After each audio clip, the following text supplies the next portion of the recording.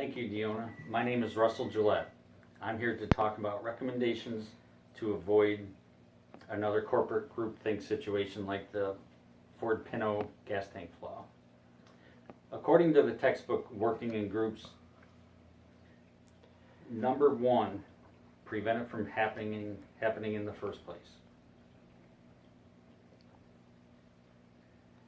Consider having someone argue against a proposal or take the opposite side to provoke discussion. Take turns serving as devil's advocate. Have more than one member work on the same problem independently. This might produce different results in some cases and provoke discussion over the findings.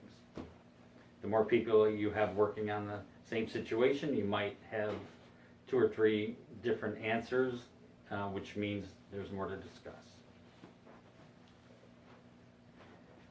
Give a second chance to express doubts. Before finalizing the decision, give members a second chance to express doubts. If more discussion is needed, then be sure to allow for it.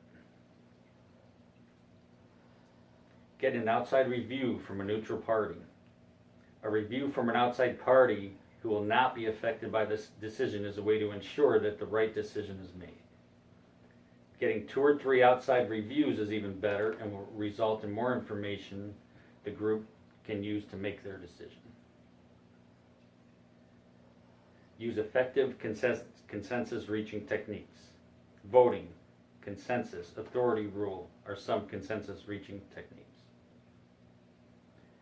Ask the right questions. Use all 4 types of questions.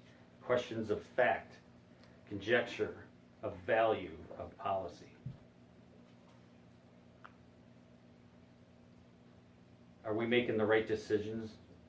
What if it were your family in your car, in this car? What decision would you make?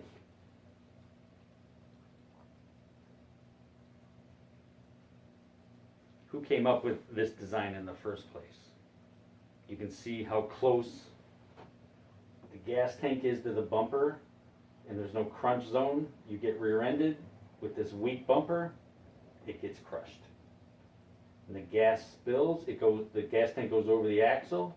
Let's give you another view of that. The gas tank went over the axle, exploded, spilled out gas, sprayed through the broken window on both sides. This pillar was crushed. People couldn't get out. Guess what? People died.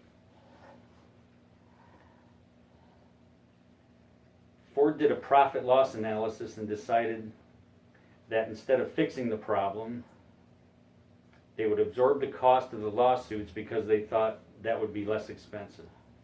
There comes a point that ethics have to come into play. Our number one recommendation to avoid a groupthink situation is to act ethically. For Ford to decide that lives and injuries were just a cost of doing business and not doing anything about it was unethical. A groupthink situation happened because some members of Ford went along with the stronger or higher ups in the business and were pressured not to speak up. You know that someone had to be thinking, we can't let this happen, but they didn't speak up. People died.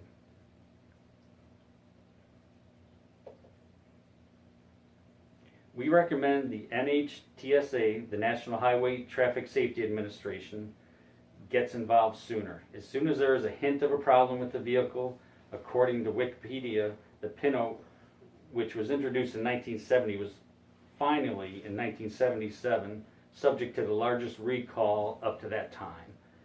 1.5 million vehicles were required to have modifications to reduce the risk of fire. That's half of the Pinots that were ever made.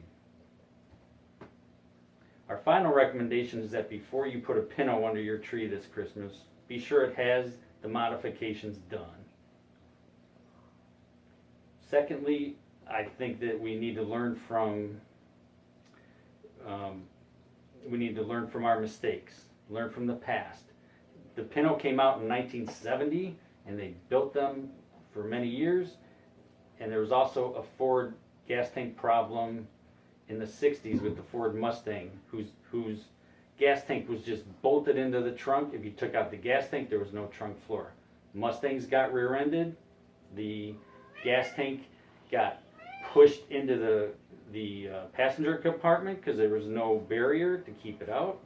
The gas tank exploded. People died in Ford Mustangs in the 60s. Look it up. So Ford didn't learn from that situation, and they went on to build this Pinto with even a worse gas tank design. So our recommendation is to learn from our past mistakes and make people accountable. For Had Fazal, Gretchen Bichard, Fiona Bailey, and Nicole Bauer, I'm Russell Gillette, and we thank you for watching our presentation.